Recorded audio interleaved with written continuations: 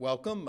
It's a pleasure for me tonight to introduce Randall Balmer, who is Mandel Family Professor of Arts and Sciences at Dartmouth College. I have followed his career for a long time. His undergraduate work was done at a school where my father was a dean, and my brother Joe attended that school at the same time. And Randy has turned into one of our great modern American historians. One of the things that makes him great is he really mines the resources of presidential libraries. He has come here to the Carter Library, gone through and found very interesting documents that other people had not seen before, and he's done that at other presidential libraries.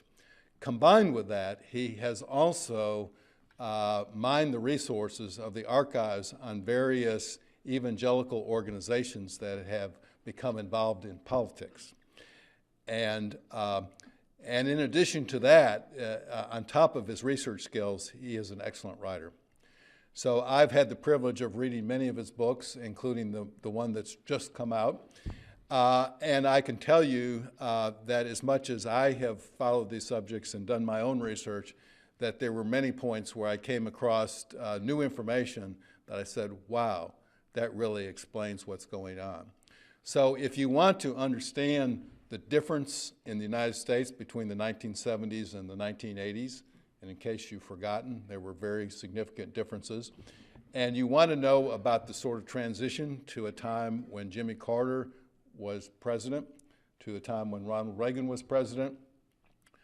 If you want to understand the role of Billy Graham in American politics, or the role of Jerry Falwell in American politics, this is the book for you. I highly recommend it. As I say, I've read it personally and found it very fascinating. I think all of you will too. And before you rush out to buy the book, you have the privilege of hearing some comments by the author himself. So I give you Randy Balmer.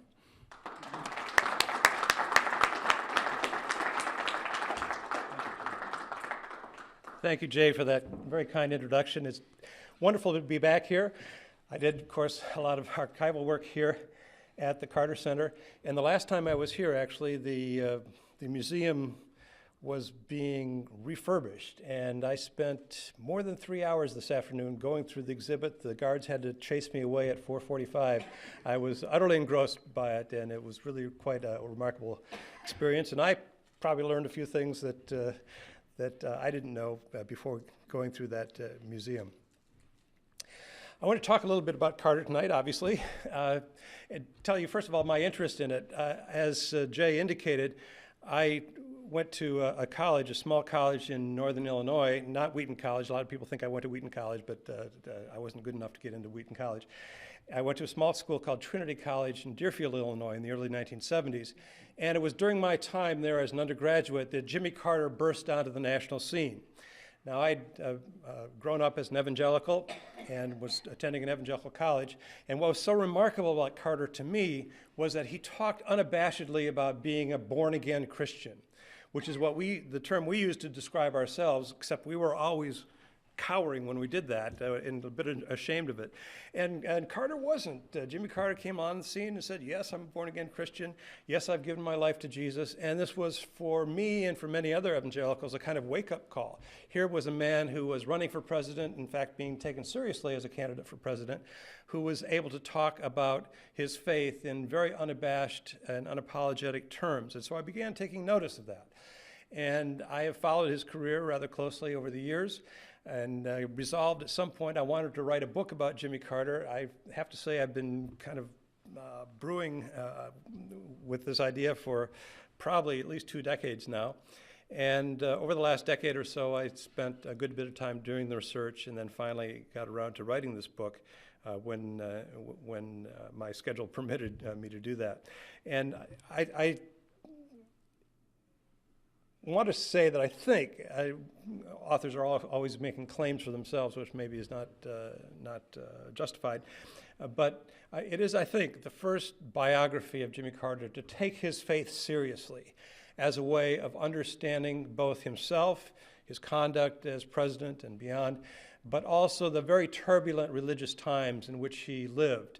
And that's what I want to talk about a little bit today, because I think that's really the core of the book. I'll just do a few things in terms of background. I'm sure many of you know all these details already. Jimmy Carter was born October 1st, 1924 in Plains, Georgia. He is, to cite a bit of trivia, the first president ever born in a hospital, because his mother, Lillian Carter, was a kind of itinerant nurse, and he was able to be born in a hospital, again, the first time in American history. Jim Carter went to Plains High School and went on to the U.S. Naval Academy, which had been his dream ever since he was a boy, to do that. And then he was commissioned into the Navy, accepted in Hyman Rickover's submarine program, nuclear submarine program. And then in 1953, his father, Earl Carter Sr., James Earl Carter Sr., succumbed to his two-pack-a-day habit, and Jimmy Carter was granted leave to go back to Plains and attend his father's bedside. That was for him a revelatory moment, because he saw what his father's life had meant to so many people in Plains, things that he did not know about his father, Earl Carter.